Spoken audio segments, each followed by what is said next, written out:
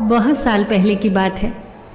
कुछ सैनिक एक लकड़ी का गट्ठा उठाने की कोशिश कर रहे थे। कई बार कोशिश करने के बाद भी वो असफल थे। सैनिकों के जत्थे का नायक वहीं खड़ा था। वो खड़ा खड़ा बस देख रहा था, उन्हें आदेश दे रहा था और काम में बार बार असफल होने पर उन्हें लताड़ रहा था।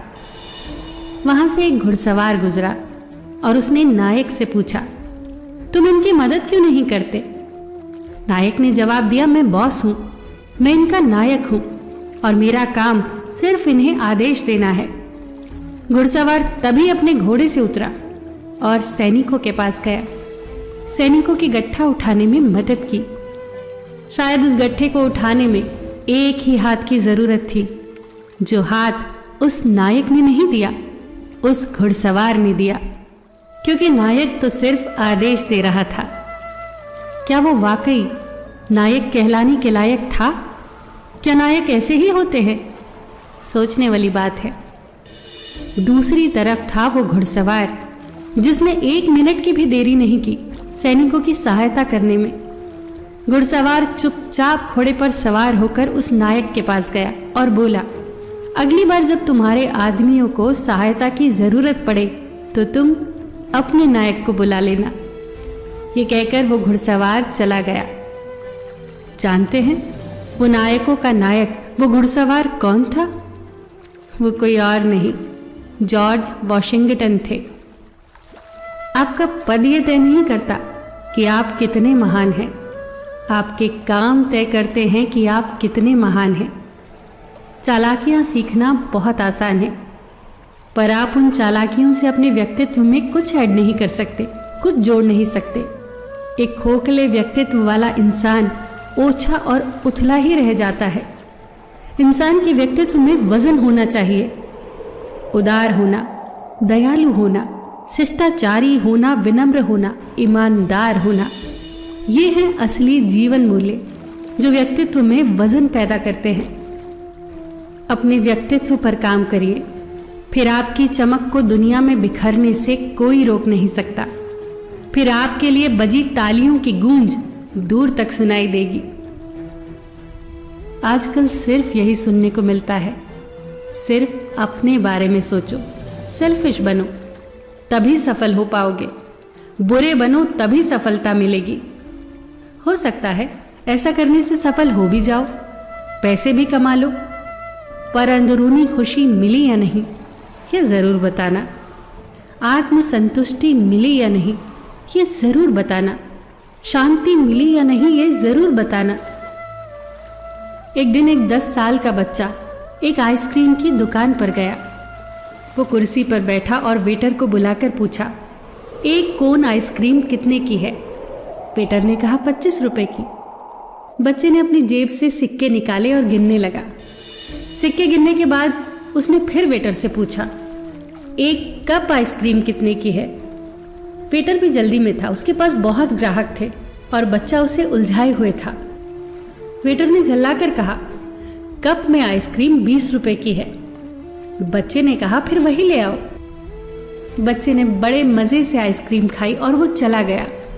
जब वेटर बच्चे की प्लेट उठाने आया तो उसने प्लेट में 5 रुपए पड़े देखे, टिप के रूप में उस वेटर के लिए। वेटर की आंखों में आंसू आ गए, क्योंकि बच्चे के पास 25 रुपए थे।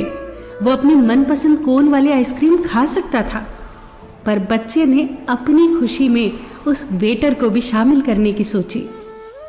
क्या आज के बाद वो वेटर इस घटना को भूल पाएगा? उस बच्चे की संवेदनशीलता ने कितना बड़ा पाठ उस वेटर को सिखाया। वो जिंदगी भर इसे याद रखेगा, जिंदगी भर वो बच्चे की भलाई की कामना करेगा। जब भी उस बच्चे को याद करेगा उसे आशीर्वाद देगा। तो बच्चे ने यहाँ क्या कमाया? अनमोल चीजें कमाई। पूरे जीवन के लिए एक मुस्कुराहट, एक याद, एक आशीर्वाद, ये होती है असली कमाई। और ये बुरे बनने, सेल्फिश बनने और सिर्फ अपने बारे में सोचने से नहीं आती। अगर हमारी सोच भी उस बच्चे की तरह हो जाए तो सोचिए दुनिया कितनी हसीन हो जाएगी। अपनी खुशी के साथ साथ सबकी खुशी के बारे में सोचने से ही असली खुशी आती है। एक आदमी को मरने के बाद पूछा गया कि स्वर्ग जाना चाहोगे या नर्क। आदमी ने कहा, फैसला लेने से पहले मुझे दोनों जगह दिखाओ। उस आदमी को पहले नर्क ले जाया गया। नर्क में एक बहुत बड़ा मेज़ था और मेज़ पर तरह तरह के पकवान, एक से बढ़कर एक लजीज। पर वहाँ के लोगों के चेहरे पीले पड़े हुए थे, जैसे कई दिनों से खाना नहीं मिला। वहाँ हंसी खुशी का नामो निशान तक नहीं था। वहाँ व्यंजन तो एक से बढ़कर एक थे, पर हाथों में 4-4 फुट लंबे कांटे छुरियाँ बंधी थी। अब 4 फुट लंबे कांटे छुरियों से भला कोई कैसे खाए? यही कारण था उनके भूख से बेहाल होने का। अब उस आदमी को स्वर्ग दिखाने ले जाया गया। वहाँ भी बिल्कुल वही नज़ारा था, हूबहू नर्क के जैसा। बड़ी सी मेज़, लजीज व्यंजन एक से बढ़कर एक, और उनके हाथों में भी 4-4 फुट लंबे कांटे छुरी बंधे थे। पर यहाँ एक कमाल की बात थी, लोग अपने हाथों में बंधे कांटे छुरियों से दूसरों को खाना खिला रहे थे। आमने सामने बैठे लोगों के एक दूसरे को खाना खिलाने से वहाँ आनंद ही आनंद था, खुशहाली थी, संतुष्टि थी, सबके चेहरे चमक रहे थे। बस यही बात इस संसार पर भी लागू होती है, हमारे जीवन पर भी लागू होती है। सिर्फ अपने बारे में नहीं सोचना, सबको साथ लेकर चलना है, तभी असली खुशहाली आएगी, असली आनंद मिलेगा, असली संतुष्टि मिलेगी। फिर मिलेंगे दोस्तों अगली वीडियो के साथ। तब तक के लिए अपना ख्याल रखना और हमेशा मुस्कुराते रहना।